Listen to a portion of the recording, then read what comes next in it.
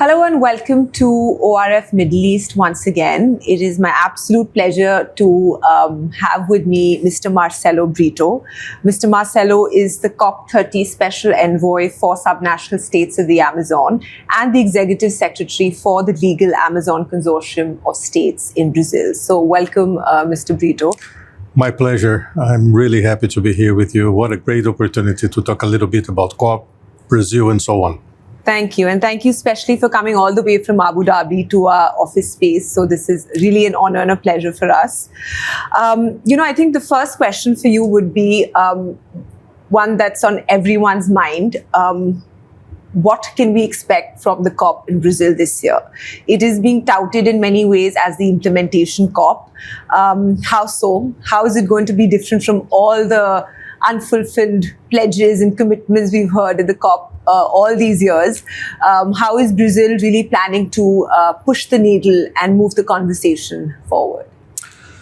Well, good question.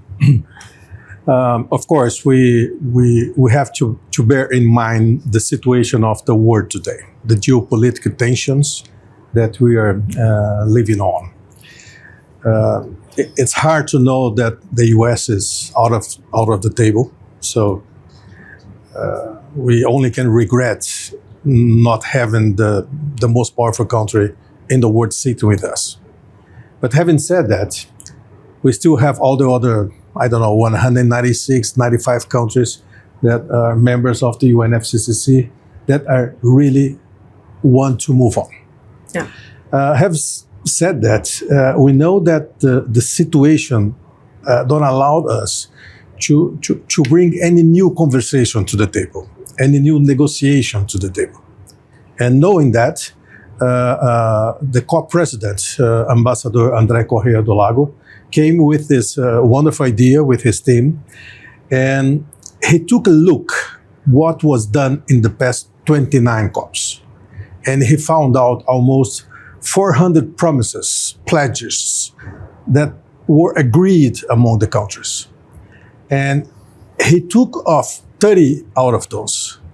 And we have action plans working around these 30 promises. And we want to present to the countries as a implementation system. So what we're trying to say that this should be a COP of implementation and not a COP for new negotiations or to bring new things on the table. The situation of the world today asks us to implement, to move on. I think everyone is tired of talking without action. So now it's time for action, hopefully. Excellent. Well, that's a great note. And it's also interesting that Brazil this year is hosting, of course, the COP, but also the BRICS. It has the BRICS presidency as well. How do you see both the COP and the BRICS in some sense reinforce their agendas and in such a way to be able to advance climate action and energy transition goals for the Global South more specifically? This has been a very fortunate year for Brazil because despite COP, BRICS, we also hosted the G20 meeting in Rio. So rarely you see a country holding three very important international gatherings like Brazil this year. And starting with the G20, we brought some very new things. So for the first time in history, we have a discussion on bioeconomy among the G20. Mm-hmm. So we were able to include a tax on bioeconomy signed by all the 20 countries present, plus the other invited countries. So very important. And then came the BRICS meeting. The BRICS has shown its importance, as we can see the attention got by the American government that is really talking about BRICS lately.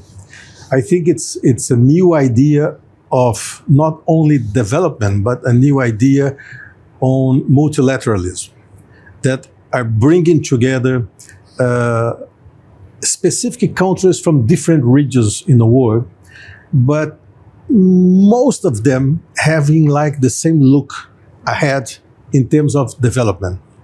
We are almost everyone developing countries. We have some very rich ones, but also other countries that are still struggling, like Brazil, like South Africa. But putting this group together, it was set a pathway for exchange of ideas, exchange of trade, financial aspects, and so on. So it's a great coincidence to have all these three events in Brazil, especially following what we expect for the coming years. You know, G20 is going to South Africa, so it's also happening in the Global South. COP is going to Australia, so also happening in the Global South. So it's a wonderful coincidence for us. Excellent. Mr. Brito, I think your role as a special envoy for subnational states is so crucial because local communities and subfederal, subnational states and authorities and institutions are most often, if not always, the first responders when it comes to any calamity, particularly a climate-related stress or distress. How do you see, your role, and what do you envision rather subnational governments? How do you think we can empower them and empower local communities to take greater action and engage more to be able to support national priorities on climate adaptation? And in many ways, how do you see their role rather being able to transform a lot of the national level policies into local action plans? Well, once more, I want to congratulate the Brazilian government and the COP presidency for having this idea of having someone connecting with the subnationals. Because what we see, like in COPs and any other international conference, you have the national government setting agreements. But in the end of the day, are the subnationals the one responsible to put on the ground, to arrive with those ideas and set the pathways to implement those? As you said, in the other way, is the same. Whenever we have a problem with this, the small towns and cities, municipalities, they always come for the subnational government. And we are the one responsible to bring these issues to the federal government. So in both ways, we are in the middle of the process with a huge amount of responsibilities. Not always we have the investments on our hands, the power to decide how to do and where to do. It was agreed by the federal government. The other side, we have the society that put pressure on us. So I don't remember to see someone in the past COPs with this specific kind of representation. Right. I have been in touch with the 9 subnational states of the Amazon in Brazil. Long conversation with them. We're trying to set a unique agenda for the COP30. Also having contact with other subnationals in other Amazonian countries like Colombia. I'll be in Colombia at the end of this month. So I think it's a wonderful opportunity to put all those guys together, all these governors together, and try to set a link of climate decision among them. You know, as you said, all the calamities, floods, drought. We are facing that more often than ever. In the past 10 years, we had more, in Brazil at least, we had more extreme weather conditions than what we had like for the past 40 years. So this is a very good time to have all these guys together. We're going to have our own space at the blue zone and at the green zone as well. We are planning 60 panels during the 10 days at the blue and at the green. So 120 discussion panels with partners from Brazil, but also from all over the world, and see what kind of agreement we can come out for the post-COP. Excellent. I think I'm going to look forward to seeing you in Brazil very soon then at one of those sessions, hopefully. But I want to touch upon a very important aspect that you raised on finance, right? And I think it's interesting how you position that the subnational governments are often sandwiched between national agendas and local civil society and communities. On finance specifically, carbon credits and biodiversity credits have really been touted as a silver bullet. But there also have been concerns around integrity and benefit sharing when it comes to their efficacies. And so how would what are your opinion on forest credits and carbon credits that we see? And what more can we do to really channelize this financial instrument to really help local communities monetize a lot of the work that they do around forests? Well, I'd say that I'm a bit critic of the carbon system, okay? We have been watching that it's working quite well in a few countries in the world, but in terms of the planet, we're still lacking a connection among countries. In Brazil, for example, we only approved our regulated carbon market a few months ago. And we're still lacking the regulation of that. So this is the regulated market. When we talk about the RED Plus market, we still don't know the rules in Brazil, especially related to ITMOs. So we don't know if or how much or how many of the credits we will be able to trade outside Brazil before we fulfill our NDC. So it's still lacking this answer, okay? I don't think that carbon is the silver bullet for all the forest problem in the world, but it is an important driver of compliance, because as long as you need to develop a very wide system of information, this is the way to bring credibility to those communities. The necessary compliance in order to attract investments. I would say that I would rather be discussing biodiversity credit, because carbon, if we believe in the human beings, it's a transitory market. As soon as we become neutral, this will lose the power that it has today. On the contrary of that, biodiversity is something that is perennial. And it's necessary for the life and for the living in this planet, but we are not given the proper attention. This discussion came on the Cali Biodiversity COP last October in Colombia. I hope it gain tracking in the coming years. We are discussing seriously these biodiversity issues in Brazil. That we want to develop along with the carbon markets, okay? Brazil is presenting at the COP a new idea that we call the TFFF, which is the Tropical Forest Forever Fund. It's an initiative among countries, among huge investment funds and sovereign funds in order, let's say it's a good idea, and we have to find a way to develop a system to attract at least $25 billion to start the TFFF. But the amount of money that we need to keep the system operating is a lot more. $125 billion US dollars. In order to set a system of payment on environmental service where we can really pay for communities throughout the world to help them to keep tropical forest as it is.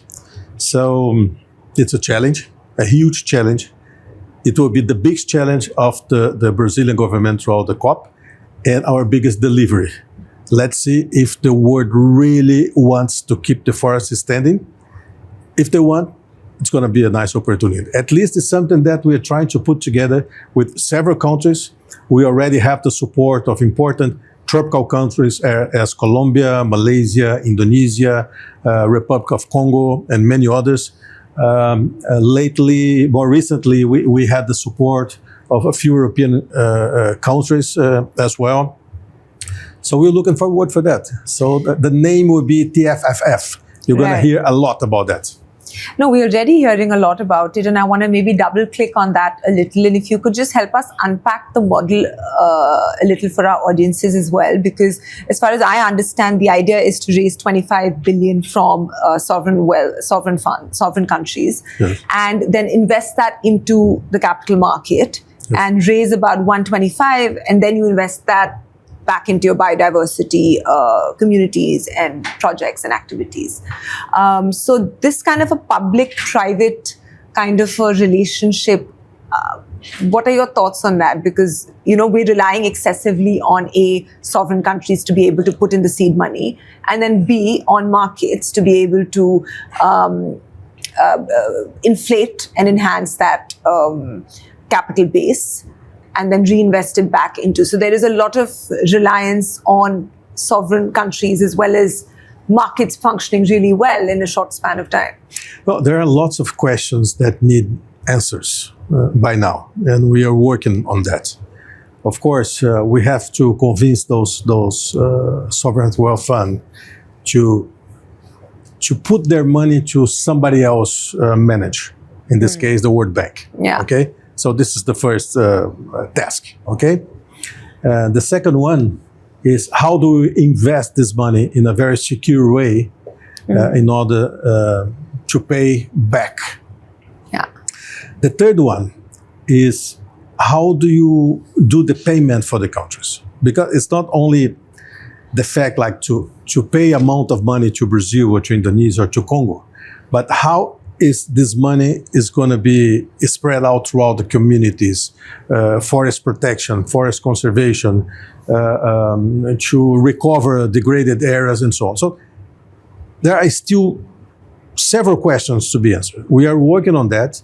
I don't think it's going to be done by COP, but as is a new idea and a very big one, the good thing now is there are countries looking forward for it, working on that, and let's hope that in the coming year, in the next 12 months, we can set all the compliance standards and maybe give like a big launch of that between Brazil and Australia. Let's hope for that. Well, I think it's a very laudable and a commendable effort, and I hope we can mobilize the resources and finance that is crucial for the agenda at hand. At least we're not asking for free money. Yes. We are asking for money. We're going to give back some interest rate, of course, not the highest one, but we want to pay back. Right. Now I think I want to come to the topic which I know is very close to your heart, which is on food systems. You've been engaged on the subject for over 30 years now. So agribusiness in many ways, is considered a driver for deforestation, but also a potential solution. How can we really revolutionize the food systems that we see in, given the food security challenges that have arisen around the world, in global South countries, but also in the West, where production and is coming under massive climate stressors, and we will be going forward at a time. We will be going forward to a time when food scarcity will become very common. So how do you look at really using regenerative agricultural practices or circular economy approaches or other bioeconomy that you mentioned and alluded to earlier as well in this chat, to be able to support and revolutionize the food systems at this point? Thank you for this question. Well, first of all, we must bear in mind that every and single area that we produce food worldwide had a cover crop before. Could be forest, could be savanna. So everywhere in the world, we deforest what was there and replace it with food crops. Okay? Some countries did that 2,000 years ago, 1,000 years ago. Some young countries like Brazil started to do that 50 years ago. Okay? In the past 40 years, we developed worldwide what is known as the Green Revolution. Okay, we had a huge hunger in the world. So the Green Revolution produced the amount of food that today we can say that we don't have hunger because of lacking of food. We still have hunger because of lack of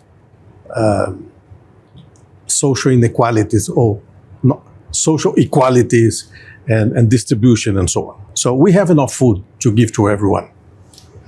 However,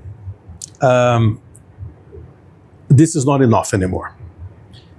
As we know today, about 35% of the total arable land worldwide is degraded, which means that whatever we have done with the chemical revolution, known as Green Revolution, is not enough anymore. So what we need now is what we call the evolutionary revolution, is to bring new technologies, new science on the place, on the ground. And this is called today in overall as regenerative agriculture. That can be different ways, different applications, but it's something really new. And it's a challenge as well. It's a challenge as well, because you have to come to a farmer and say to him, from now on, you're not going to use the practices that you are used to do in the past 50 years that you learned with your father. From now on is different. These are the new practices. So you have to convince that guy to do that, because he will probably ask you, but if I fail implementing this new practice and I lose my crop, who is going to feed my family? Remember that 80% of the farmers worldwide are small farmers, family holders or small farmers. The second task of the regenerative agriculture is the financial aspects. You have to come to the banks or to the funds and say to them, well, I have new practices on food production. I need the same financial support, but you don't know the risks of this new practice. So the banks, they don't have a risk analysis of that. On conventional agriculture, they have all the risk analysis for everything, for beans, for corn, for bananas, for avocados, whatever you present to the banks, they have the risk analysis. But when you present a new agricultural practice, it's zero. And besides that, you also have a climate change analysis that you have to implement on it.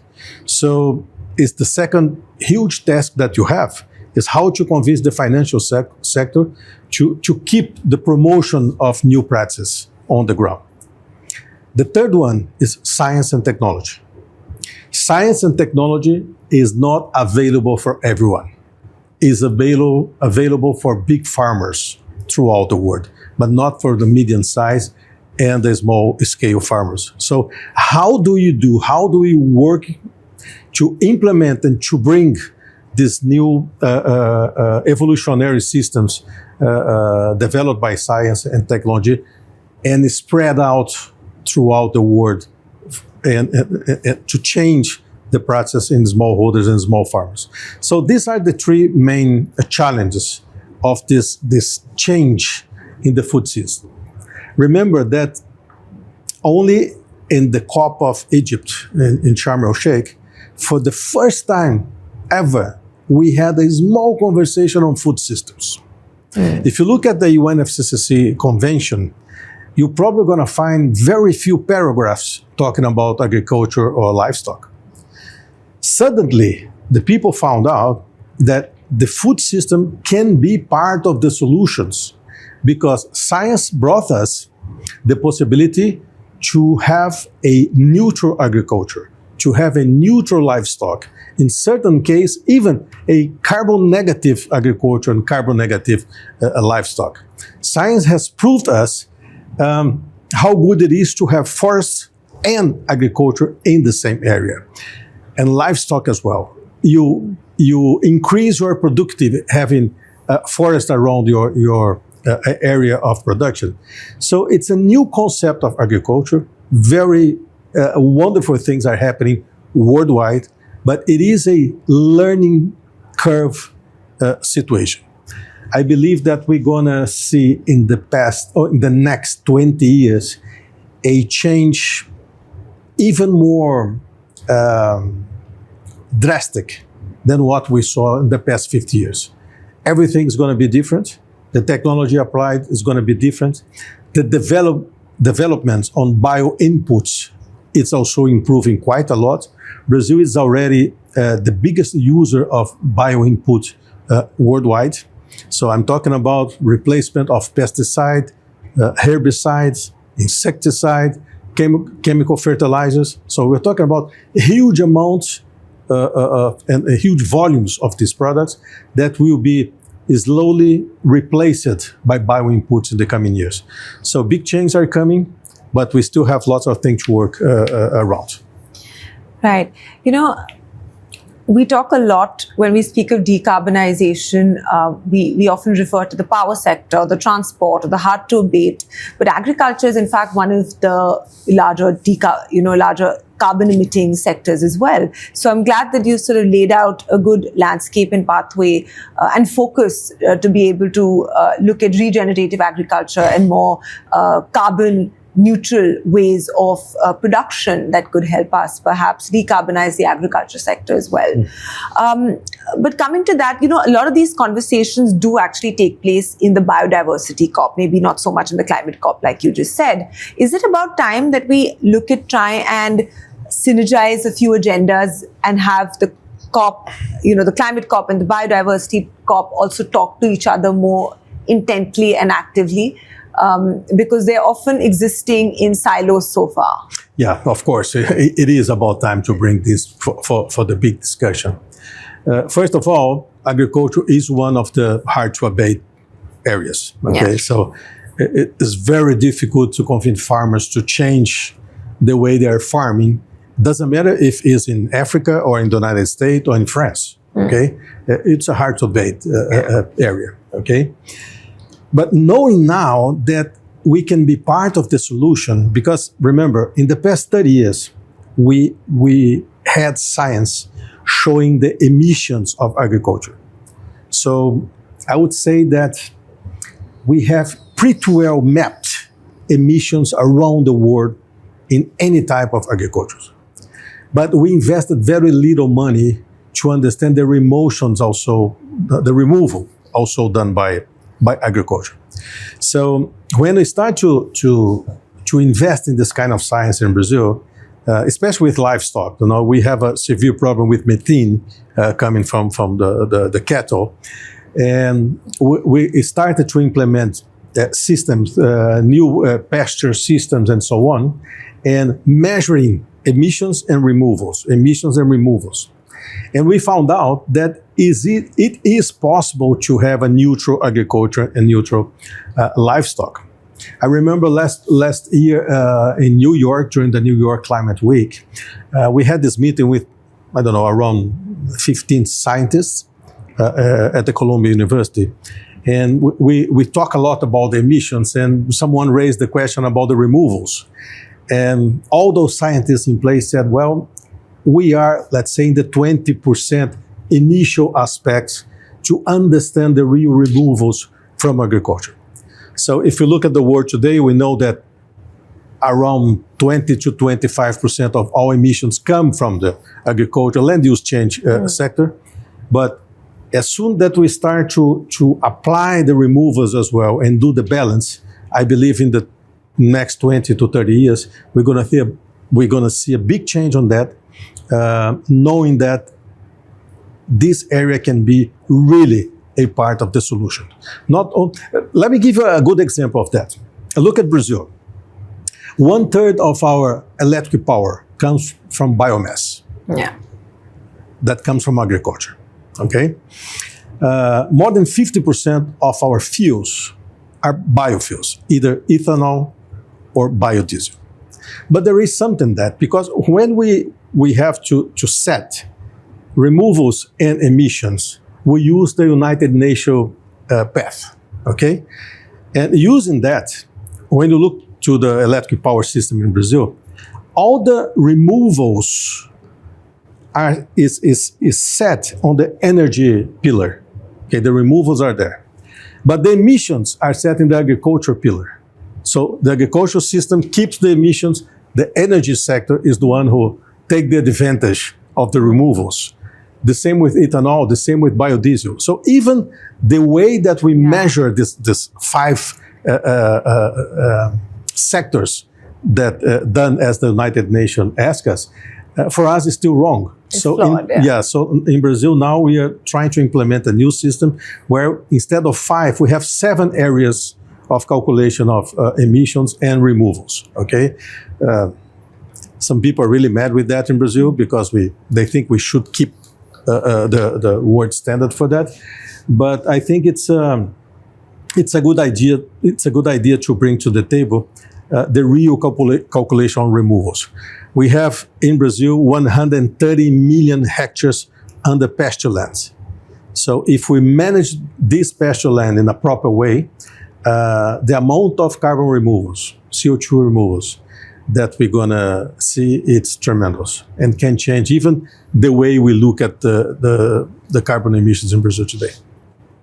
That's actually a very, very interesting point because, and I completely laud Brazil for being, for really pushing for this and creating their own matrices which are more representative of global south countries, because most of the global south countries are agrarian in nature relatively compared to the west, and the fact that you're coming up with these real calculations on removals will be extremely transformational in how the developing countries' contribution is looked at in the carbon removal space as well. I think I want to now come to my last question to you, which is in your opinion, how would what are the key matrices and milestones that you are expecting to see at the COP that would be a determinant factor in its success? So what are those key milestones and matrices that, would define success for you at the COP? And how do you actually hope that the successive COPs, whether it's in Australia, perhaps Nigeria after, and hopefully India after that, will be able to build continuity and momentum on some of the ideas put forward at Brazil and the agendas put forth? I think the Brazilian COP is going to be a starting point of a big change worldwide.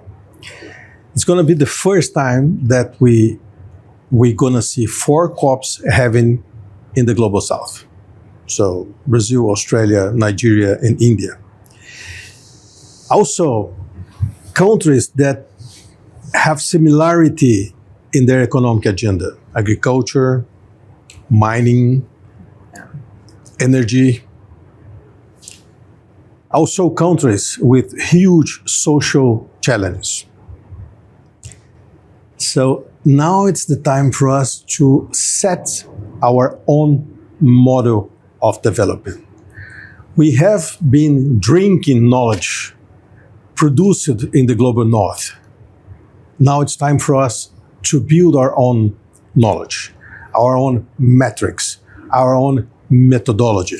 Look at the agribusiness sector. Most of the methodologies that analyze agriculture worldwide were produced in the global north. It's a different kind of soil, it's a different kind of temperature. So now it's time for us, tropical countries, to develop our own tropical regenerative agriculture system. So this is where BRICS help us. This is where meetings like the G20 discussing bioeconomy. These are the new trends that we can foresee in the coming years, that finally the global south realized that we have to build our own way of development according to our needs, according to our situation, according to our social challenges. Just one brief story. I was in Germany a couple years ago talking about climate change.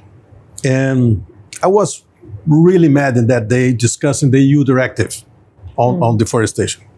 And this person at the other side of the table asked me, when you leave your home in the morning, don't you see the effects of climate change? I said, yes, I see. But before I see the effects, I see lots of homeless people around. I see lots of poverty. I see lots of misery, So the pathway for development in my country is different from your country. Germany already did your job in the past many hundreds of years. We are a very young country. We are only 500 years old. So we still have a lot of challenges to know. So for us, the smart thing is how to balance the inputs fighting climate change at the same time that we reduce poverty, that we reduce misery. I don't believe in a clean and green world living in the same time with poverty and misery. So this is our challenge of the Global South. How do we tackle the social instability that is affecting us in a different pathway of development? Right. Thank you, Mr. Brito, for all your great insights. And I want to also, before we end, congratulate Brazil for choosing Belém to be the destination for hosting the conversation, because I know a lot of people have been, complaining that it's not in a big metro city. But I think it's extremely commendable that, Brazil has managed to take the conversation to the heart of the debate, which is our forests. And in terms of not just the dialogue, but also in terms of geography. And I think it would just make the whole ideas and the conversations even more palpable and even more real. And cannot wait for what all you have in store for us in November. In the past 30 years of my life, I've been traveling around the world, dozens of countries, and in each one of them, people talk to me about the Amazon. So now you are all welcome to the Amazon. Please come, see locally, meet the people, eat our food. It's great food from the Amazon region. Feel the heat and the humidity. So understand the importance of the rainforest, the importance of our rivers, the importance of this biome to the world. So come on, guys. It's only 10 days. We don't have 6-star hotels. We don't have this much of 5,000 hotels. But probably we have a very warm people that will be waiting for you guys, hug you guys, and give you a wonderful time in Belém. So please come to Belém in November. Thank you. Thank you so much for joining us once again. My pleasure.